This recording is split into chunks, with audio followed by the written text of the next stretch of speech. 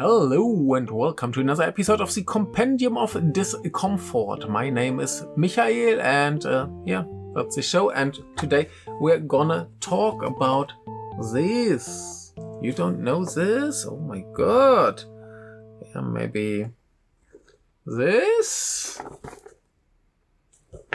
Or maybe this? Yeah. It's called deっちあげ, which basically means fabrication. And that's what the movie is about. And yeah, it's the third Takashi Miike movie this year. He already did the Shin Abarembo Shogun, which was a pretty good TV samurai movie. Then he did the wonderful Blazing Fist, which I loved really much, very much. And I talked about here somewhere, I don't know. And now deっちあげ, courtroom drama. Not his first one. We remember he did the wonderful Phoenix Wright adaptation. So this one is much more serious. It has a pretty great cast, but the most important people are Go Ayano, you might know from Love Exposure or Helter Skelter, and Ko Shibasaki, who I just talked about in the last video, Serpent's Path. She was in Battle Royale, 47 Ronin, the Keanu Reeves one. And the cast all very good, very nice, but yeah, these two are the most important. But I need to mention, I really liked Kazuki Kitamura. Was pretty fun. Oh, there he is, Kazuki Kitamura. It was pretty fun too. But anyway, it's a courtroom drama. Some people say it's a little bit Rashomon-esque, even though it's much simpler than Rashomon. But it has like tiny Rashomon-esque thing going on. And like I said, it's called Fabrication, or the official English title seems to be Sham. And it's based on a real case, or better, on the reporting about this real case. And I think that's a very important factor in this movie, because it's very much based on how media and construction of reality works, and how that plays out in our world nowadays. And that's a very big thing, and I need to talk about that, but then we might have to spoil a little bit, and let's just stick to the more basic things for now. So the story is about a teacher who gets accused of abusing one of his students in a very racist manner, because the student has a American father and therefore some brown hair, and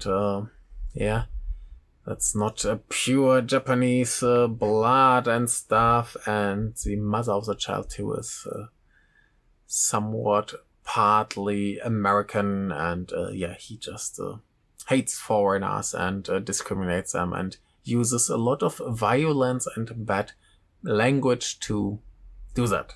And now he's being sued for all his crimes. And for the first 20-30 minutes or so, we see this story of his terrible things play out. And then we're in court, and he stands up and he says the movie title: it's all fabricated, it's all a sham, it's nothing of this is true.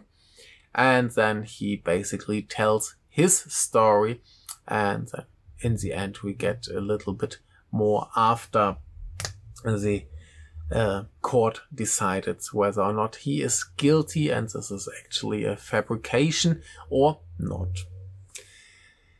So it's a very simple story, I would say. It's presented in the typical fashion. You get the journalists who just journalists who terrorize the people, and you have lawyers who don't really want to take the case because it's basically already lost, and all these very stereotypical typical things, let's say it like that. The first part, where the teacher is presented in this very racist manner, is quite violent and quite horrible to watch. I mean, that's the point of it. That's something many people expect from a Takashi Miike movie. And the rest is more a very typical drama. While the whole movie still looks totally like a Takashi Miike movie, he had his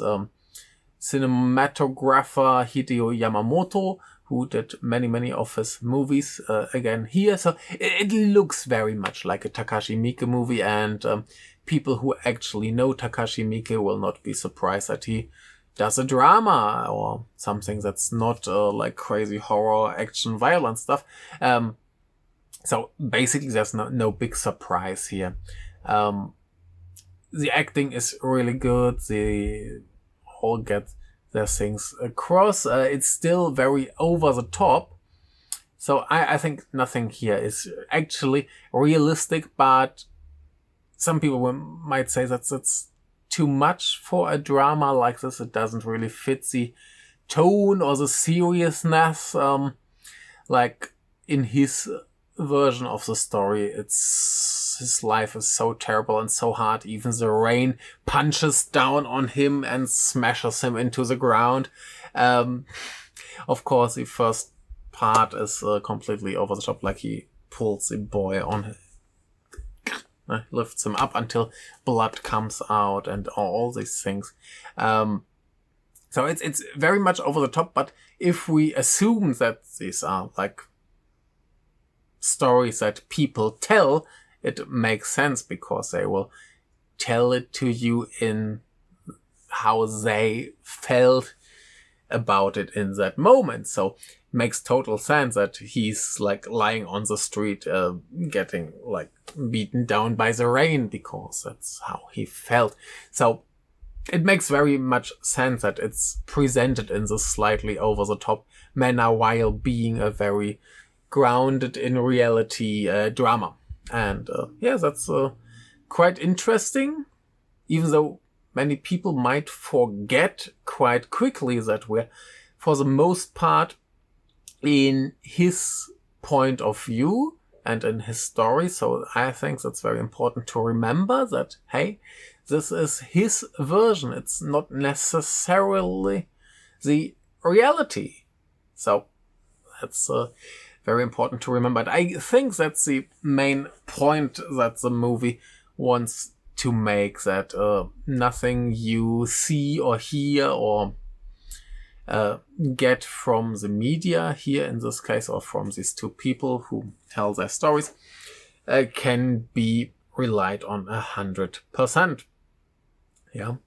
So the female character, the mother of the boy, played by Ko Shibasaki, seems to be very much someone who has very much her own idea of things that happen or don't happen, and that doesn't necessarily align 100% with reality, yeah, or what we seem to think or what we think might be reality, but it doesn't mean that when he tells a story, that's not the same. Yeah, like you believe things to be real that I might disagree with. That's the nature of things and the nature of how our brains work. And that's a very interesting point. Some people complain that the movie doesn't explain enough at the end, but that's the point it wants to make. Like media, for example, will report on a case like this until the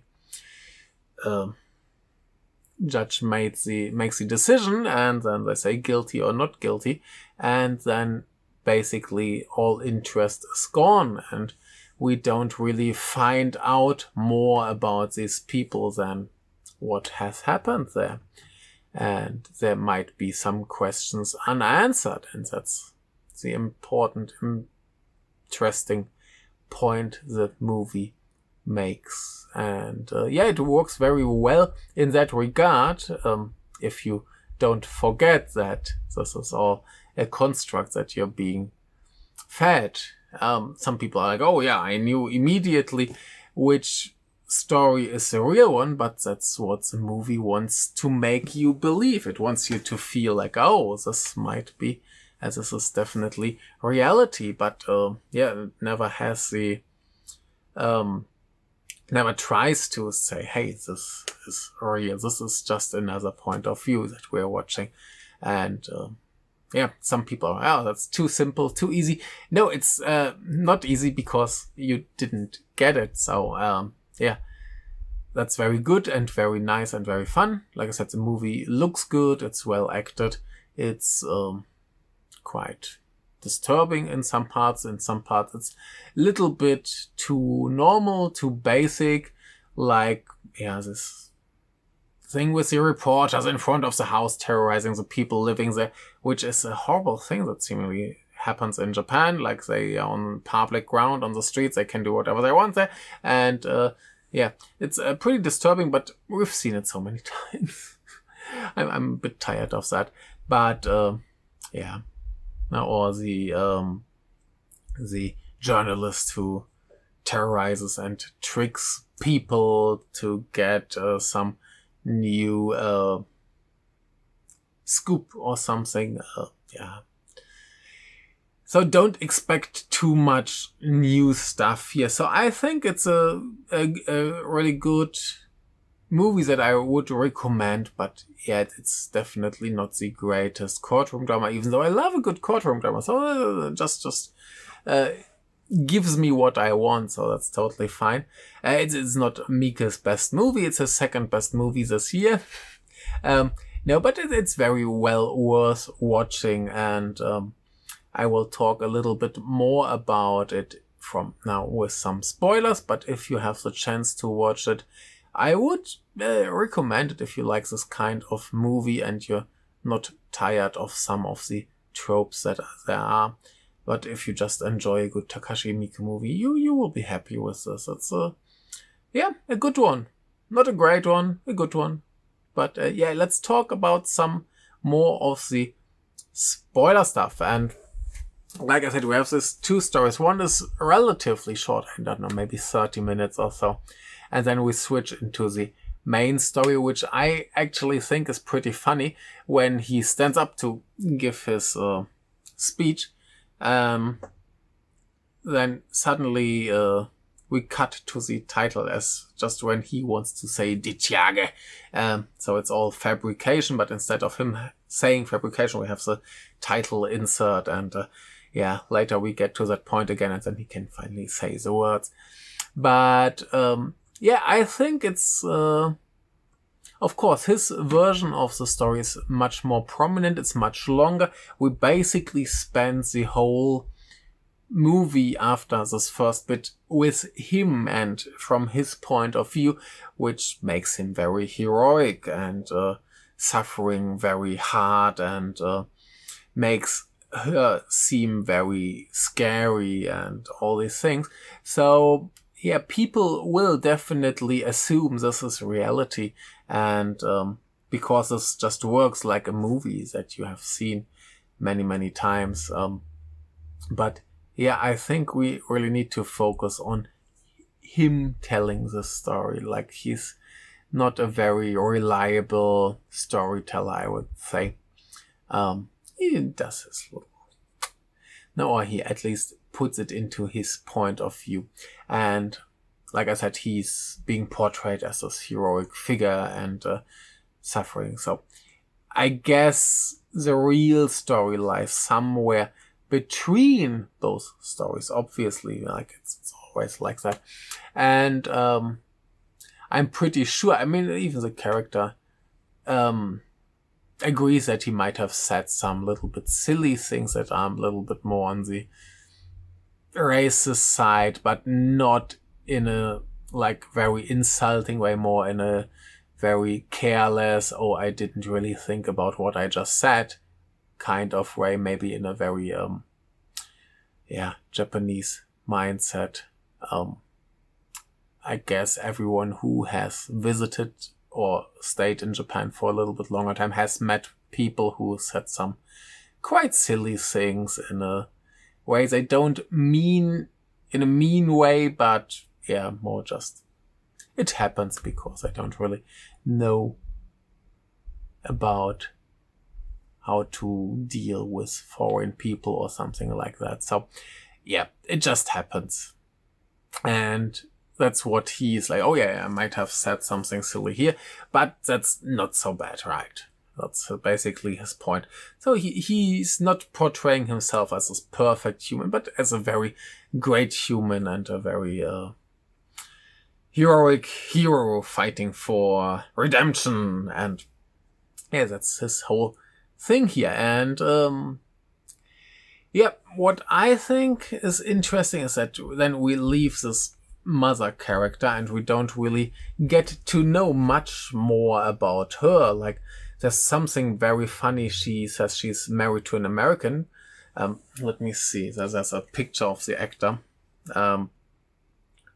which is one of the things that made me feel like, is this kind of racist? Because her American husband is basically a tanned Japanese guy. Like, what's that? You can get a decent enough white or whatever American actor to play this very small role and just sit there and say 2 or 3 things, and you can get that easily. Why do you get a tanned Japanese dude to do that? That's very strange. I mean, they could always say it's like a Asian American guy, but very strange. And she's like, yeah, I'm kind of a bit American too, and all these things. It turns out it's all like made up, and there's nothing American about her. And I would guess like her husband is not really American too, just a tan Japanese guy. And they have a Japanese name after all, so it's very strange, but it's quite clear that she lives in some kind of made-up reality, and we never get any explanation for that. And that's what I think is pretty great about this movie, that we have to live with that, because that's what the media would show us about the story. That's the information we get during the court hearings and stuff. And after that, nobody would ever ask her, like, why did you tell these things? What's going on in your brain? And nobody cares about that, because then we already decided that, the other story is the right one. And that's the thing. Is it the right one? Is just because she said some crazy things? Is she completely wrong? No? Is he, because he could prove that some of her things are wrong, does it make him right? Just because the court decides that he might not have done some things, is it actually fabricated, or did he say some mean things? I don't know. Maybe he said something unconsciously that's kind of racist and didn't even notice, so it's not in his testimony. Totally possible. Yeah. So in the end, we get some kind of conclusion, like we would get in a media report on a court case. They say, hey, this guy is guilty or not guilty, and then we see a little bit more what happened to him a few years later, and some more court decisions. And yeah, it basically goes with, we decide that this is reality and we accept that, and we don't ask for anything else, or some stuff just stay unanswered, and they're not really relevant for our reality. Do we care what happened to this woman? We know she's evil, she's bad, she said bad things about this nice teacher, so we don't care about her. Why don't we care about her? Yeah, so yeah, it's quite interesting. We just believe this guy who got beaten down to a pulp by the rain because he fought so hard to get his point across. And after that happens, the media just moves on and nobody really ever asks about that. And that's what happens in reality. We believe that we know the truth. We believe that, hey, we know this was the right decision. But was it? We don't really know. We don't get any conclusion, anything real. We don't get to know what happened to the other people. It's just something that happened. And we leave the story behind and accept it as part of history and reality. But there are so many nuances and things that are probably between those two perspectives that we only know. We don't know everything else. Like similar the human who wrote or who reported on this, like checked on some people who talk about this case, and so I said, oh, what I know is completely different from what's in the media. So he checked more. And yeah, that's something that happens here as well. Like people say, oh, what? He's supposed to have done these things? I'm not sure about that. Doesn't seem like that. And maybe you should treat the movie in the same way. Like, of course, we have no knowledge of what actually happened, but we know, hey, it's a movie that just shows us two perspectives. Maybe we should check more. Pretty hard to check more, probably quite impossible. But maybe we should just accept that we don't know what actually happened and what's reality. And in the end, it's just a movie about a real... in the end, it's just a movie about the reporting about a real case that probably never got 100% solved because they just checked if this guy is a racist, student abusing monster or not, and not the things around. We don't really know the relationship between mother and son. We don't really know anything about them or why they did these things or what happened here. It's just very open, very interesting, very fun, a good movie. Watch it. I think that's all I want to say. Watch more Takashi Miike, and bye.